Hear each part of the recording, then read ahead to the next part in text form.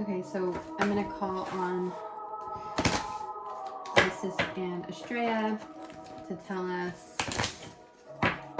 what this new moon means for us collectively. Spirit, what is the collective story for the new moon in Leo?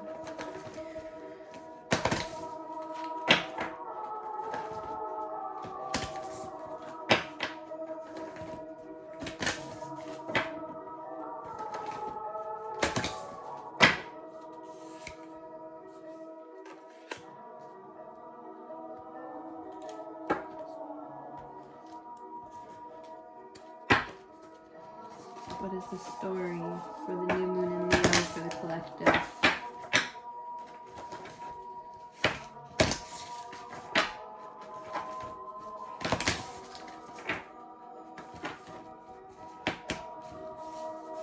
Remember. Okay, if we can shuffle here.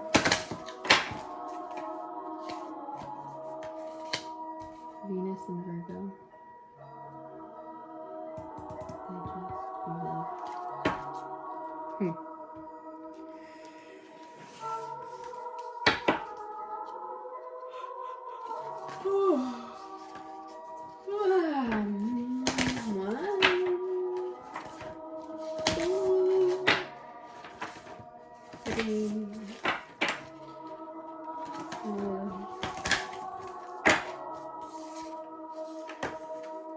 Eighth house, 11th house.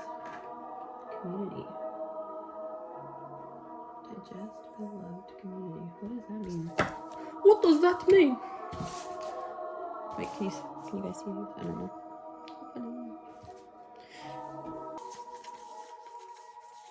Okay. 1, 2, 3, and 4. Climate. Okay. Let's get out the book. So 6, we have Virgo. Digest. Symbolized by a woman goddess holding a sheaf of wheat. The mutable earth sign Virgo is ruled by Mercury. Wheat can only feed the multitudes once the grain is sorted from the chaff. Virgo is connected to the nervous system and the intestinal tract, the job of which is to sort nutrients from waste. The sun shines here August 21st through September 21st. Look for the grain and release the chaff. Weed. Harvest, sort.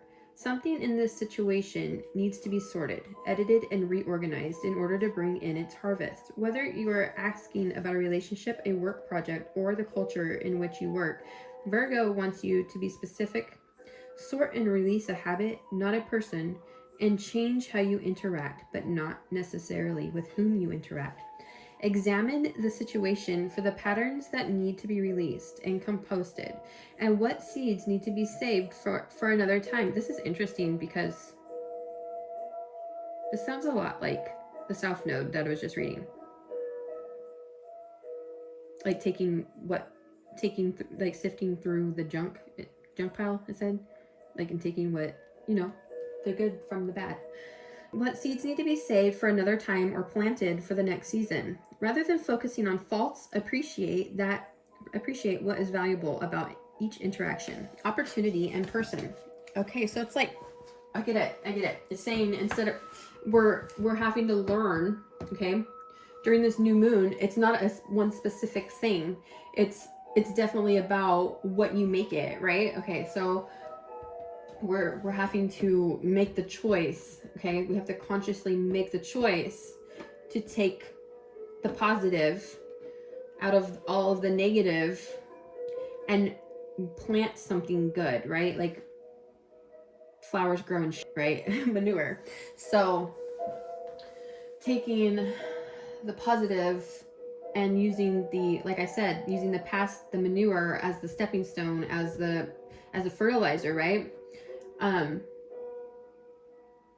then there was a degree saying that we needed to not have, like, not, it's the self-fulfilling prophecies, like whatever we make it, is what it's going to be for us specifically. Okay, we're having to learn that right now. So we're having this place of, are we going to go with what we've gone with all these other times? Are we going to go back into the past because we have these past beliefs still in our mind? Joe Dirt's coming in. I just got Joe Dirt. Homos where you make it. I like to see homos naked. They're telling us home is where you make it. Home is what you make it. Home is where the heart is. Home is where you make it. Letting your heart shine through, letting your heart sing, following the things of your heart instead of, okay, well, fear, the ego can also be in the heart, but it's not the truth of the heart, okay? Fear is not the truth of the heart. Faith is the truth of the heart, right? So it's finding that faith to be able to plant the seeds that you want instead of allowing like your fears to keep planting the seeds you don't want, because you're just going to go back into those past. Okay, so this is good.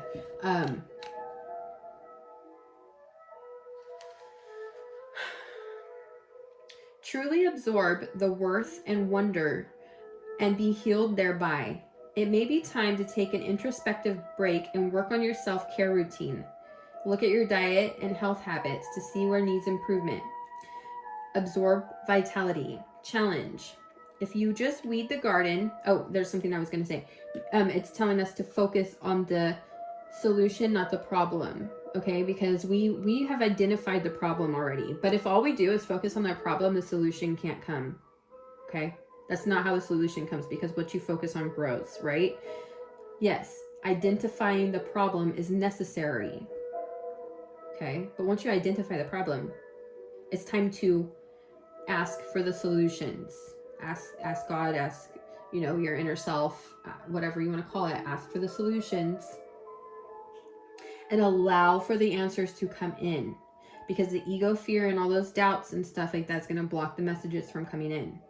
So focus on the solution, but also don't overly focus on the solution, because that's being kind of obsessed. That's like being obsessed with like the answer, and it's not allowing the answer to enter. Okay, identify the problem, ask for the solution, and allow with your faith for the answer to come in for the solution to your problems. Okay, so we're talking about the collective here, and so this is also about the world stage and what's going on. Okay, so all those things, it's like, yes, we know that the world has got a lot of shit going on, right? Like there's a lot of problems, but it doesn't come by us forcing and screaming and just repeating the problems over and over and over again. The way that it comes is that you pray about it. You pray and you allow for God to come in and fix those problems. Okay, we are just the instrument. Our mouths are the instrument, right? It's like our bodies are an instrument for the soul, for God. When you step aside, God is the soul. Like God's will is when you're allowing God's will to come through you, when you align your will with God's will, right? And you say whatever is going to happen is what's going to happen. You become a vehicle for God, right? Like God to work through you, right? So that means you be the voice of God by speaking the prayers outwardly, right? Be the voice of God, and then allowing with faith for God's word to recreate stuff, right? Because God's word created everything, right? Our words create. What are you creating with your voice? Are you creating more of problems by speaking the problem over and over again? Are you speaking in solutions and prayer? Pray. When you pray for something to be fixed, it will be fixed, because God creates through his word, and you are the vessel for his word. Wow, that was powerful. Okay, So challenge. If you just weed the garden and don't plant or cultivate, all you have is an empty bed. Editing without creating gives you no content. Sometimes you have to ask the inner editor. See, the editing is like focusing on the problem, right? Sometimes you have to ask the inner editor to take a break and let the creative process flow. Then let the editor clean and polish. Oh my goodness. Oh my goodness. Let God be the editor, right? Let God be the editor of your life, of the world's life. It's not our job, unless God makes it our job. Gift. This world is gloriously complex. Virgo encourages us to see how the details fit together, how the leaves and twigs make up a forest. Light and shadow co-create our image of the whole. So rather than judge the worth of the part, pay attention to the necessary role each piece plays. The chaff protects wheat so it can grow, and therefore has value even if it's not edible. Perceive not just with your mind, but with mind, heart, and soul together. 21. Wait, we should add the numbers up. We got a 10. 13 is 4, so that's 14, 5, 16, 17, 18, 19, 20, 21, 22, 23, 24, a 6. Okay, so we got a 6 and we got a 10. We ended with, it all adds up to 6. Okay, which is the goddess and the nurturer, the mother. Okay, so the mother is coming through, which is so funny because I called on Isis and Astrea, the goddesses.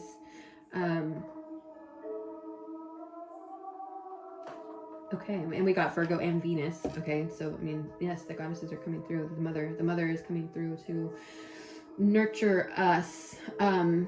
This goes along with something I was learning about last night. And Shakti Ma, the Kundalini being the mother, is the first time I really connected the dots of that. I've been going through some extreme pain, and the Kundalini has just been, destroying my life, basically. And I just learned last night how to quiet her finally. And I'm going to do a whole video on it. But that inner soul, that the mother, Shakti, is here to nurture and heal our bodies, right? But when we allow when the ego is taking over, it causes blockages and it becomes painful. The healing becomes very, very, very painful. And so surrendering to her is the only way to be healed, right? Surrendering to the soul. Surrendering to the soul and letting that healing energy flow through you without judging it, without trying to figure it out, without needing to know exactly what it's doing. Yeah, man, because it can get so painful. Like the amount of energy I was holding just in my jaw, like it was hard to talk. Okay, and I'm talking about for months and months. This has been a thing. And it's because she was trying to open my throat chakra, and I was afraid of it because I didn't know what, like, that energy was so weird, right? Like, oh my gosh, it's so weird. My body would be shaking. Anyways, I finally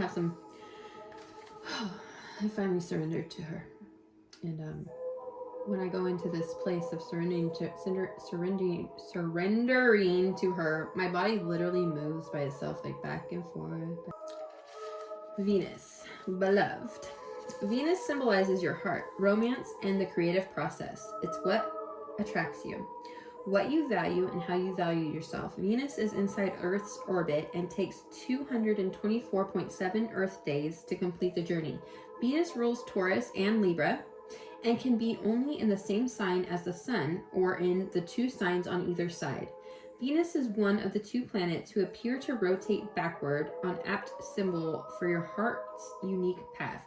It rotates so slowly that one side is always boiling and the other side is cooler. Love glows hot and cold. Action. Soften, charm, open the heart. Investigate how you can make the situation more beautiful, more fair and lovely. Remember this Venetian truth. People are fascinated by those who find them fascinating. Use diplomacy and seduction and let others come to you. Engage creativity, generosity, and affection. Venus calls you to your heart, to romance. Sings, oh my gosh, heart and sing is literally a couple words from each other. It's to you as a creative muse. Ask you what you value, what you want enough to get yourself.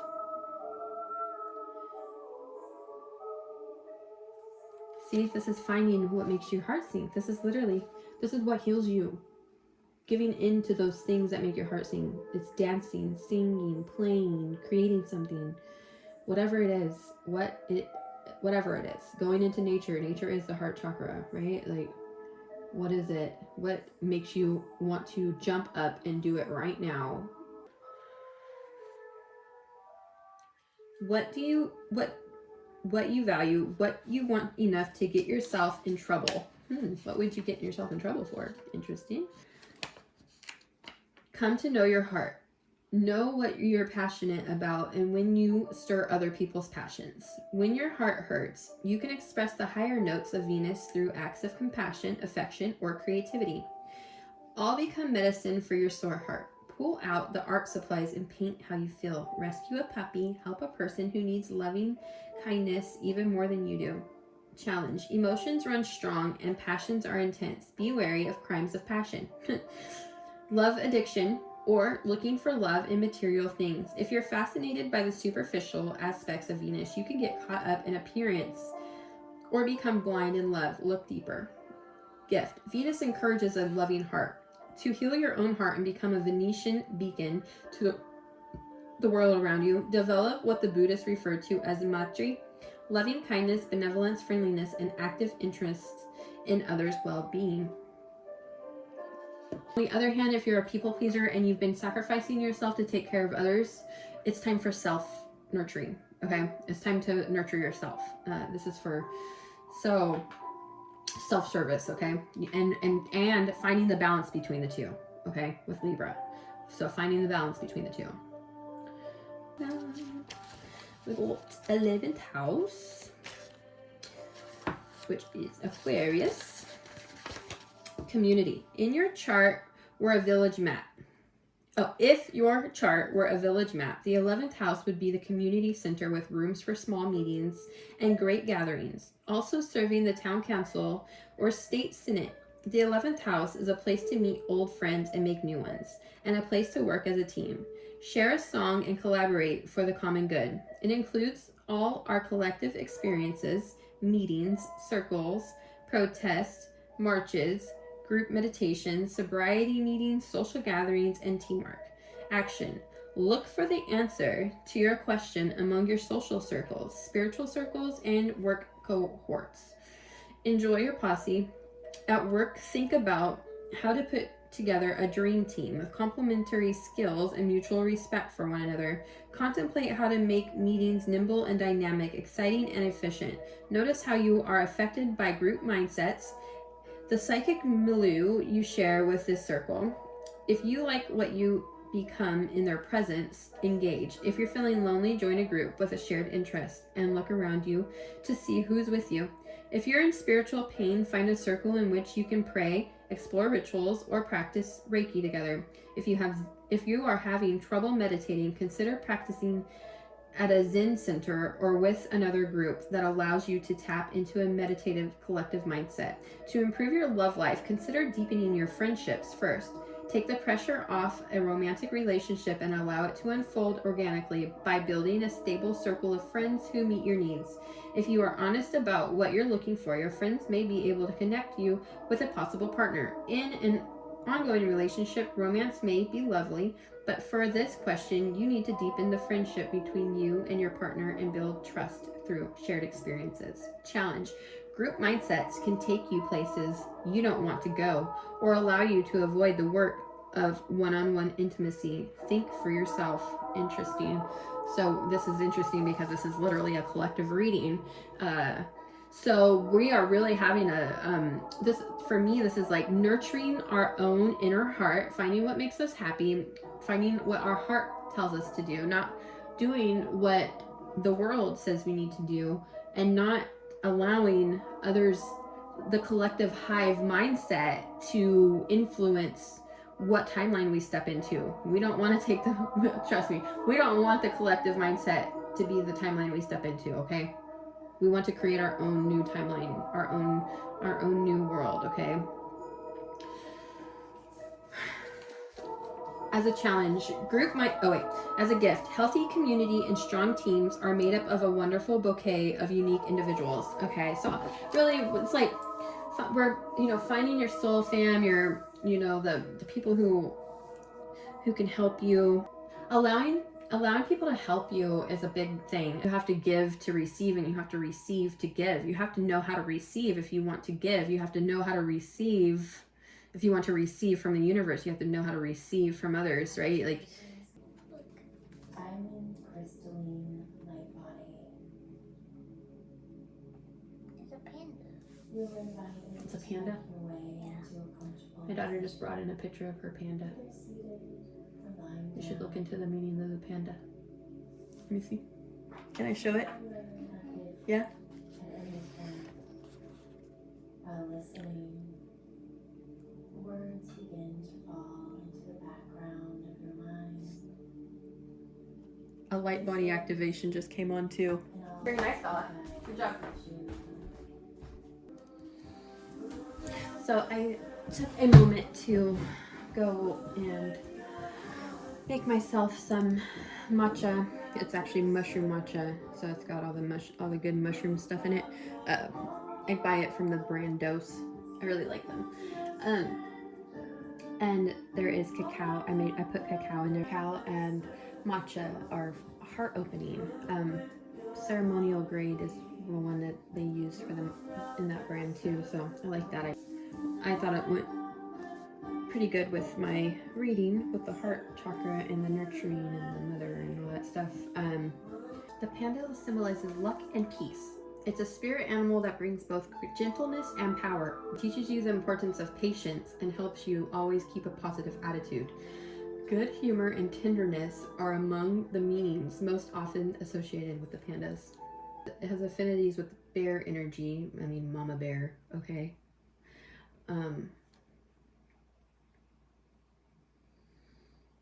Calm, strength, determination.